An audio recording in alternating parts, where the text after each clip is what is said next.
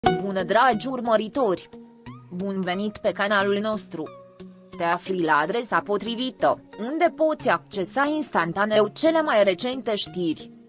Lumea serialelor de televiziune turcești, cu intensitatea sa emoțională ridicată și intrigiile de dragoste și nenorocire, creează eroi și eroine care transcend ecranul, rezonând profund în inimile publicului internațional. În această constelație de stele, puțini au strălucit la fel de tare și au generat o asemenea devoțiune precum Halil Ibrahim și Slatir Koglu. Chimia lor de pe ecran a devenit un fenomen global, o paradigmă de genul pe care doar magia televiziunii îl poate crea. Legătura dintre cei doi actori a fost atât de palpabilă încât a estompat rapid linia dintre scenariu și realitatea percepută de milioanele lor de fani. Fascinația publicului pentru acest duo provine din intensitatea cu care și-au portretizat povestea de dragoste, plină de sacrificii și priviri pline de înțelegere care păreau să vorbească un limbaj universal. Magnetismul pe care l-au proiectat împreună nu era doar actoricesc, era un șoc electric care sărea de pe ecran, făcând din fiecare scenă pe care au împărtășit-o un eveniment mult așteptat. Fanii au investit emoțional în fericirea lor, îmbrățișând povestea lor ca fiind a lor, iar acest lucru a creat o legătură aproape indestructibilă între actori și admiratorii lor.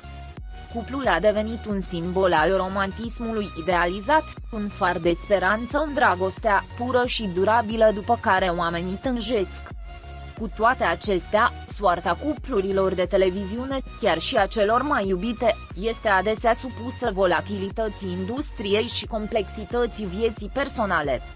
În cazul lui Halil Ibrahim și Slatir Koglu, zvonurile persistente despre o posibilă despărțire, sau cel puțin o ruptură profesională și personală, au stârnit alarmă în rândul bazei lor masive de fani.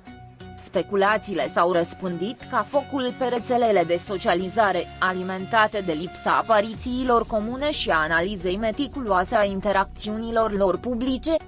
Aerul era încărcat de incertitudine, iar comunitatea fanilor a simțit un gol pe care nici o altă veste nu l-ar putea umple.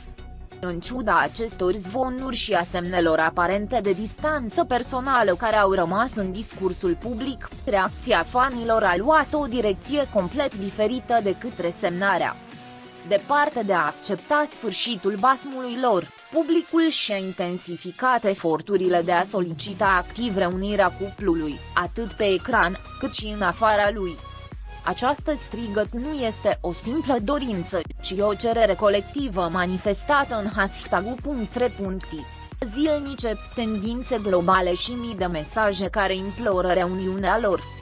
Puterea acestei frenezii a transporturilor demonstrează puterea pe care narațiunile romantice o au asupra psihicului spectatorului. Fenomenul este intrigant din punct de vedere sociologic, deoarece reflectă modul în care publicul își însușește poveștile și personajele. Fanii nu numai că vor să-i vadă pe actori, dar tânjesc după învierea chimiei care i-a făcut să se îndrăgostească de serial în primul rând. Pentru ei, proiectul are sens doar dacă Halil Ibrahim și Slatir Koglu sunt împreună, reluând rolurile care i-au ridicat la statutul de iconic. Această dorință ferventă de reuniune acționează ca o încercare de a rescrie realitatea pentru a se potrivi cu fantezia idealizată pe care au construit-o în mintea lor. Presiunea pe care acest val de afecțiune și așteptare o exercită asupra actorilor înșiși este imensă. Trebuie să navigheze între aprecierea sinceră a fanilor lor și nevoia de a menține un spațiu privat, departe de controlul public constant. Fiecare mișcare pe care o fac este interpretată ca un indiciu, fiecare afirmație, oricât de vagă, este analizată în căutarea unei licăriri de reconciliere. Greutatea de a purta pe umeri speranțele romantice a milioane de oameni este o povară grea pe care puțini artiști sunt pregătiți să o suporte. Această examinare intensă face ca discreția să fie practic imposibilă în viața lor. Ceea ce caută fanii cu atâta vehemență este confirmarea faptului că legătura magică la care au fost martori a fost reală și că poate fi restabilită.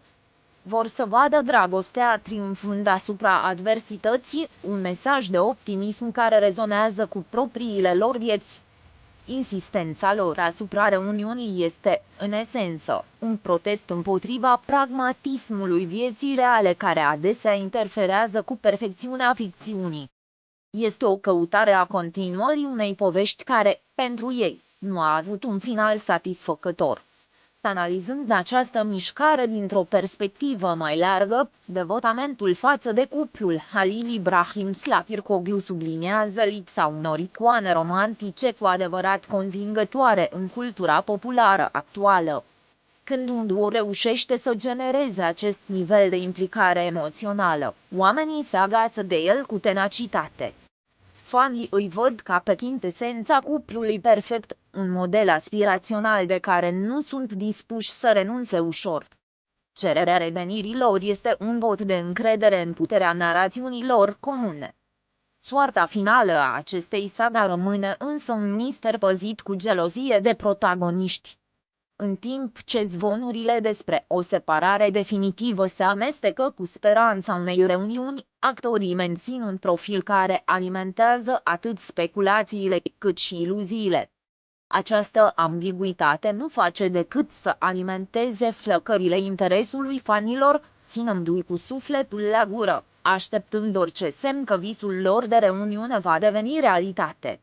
Este un dans al anticipării care definește drama din culise. În cele din urmă, povestea lui Halil Ibrahim și Slatirkoglu și dorința neclintită a fanilor lor de a-i vedea împreună este o dovadă a imensei puteri a ficțiunii de a influența realitatea. Publicul și-a dat verdictul, nu sunt pregătiți să meargă mai departe.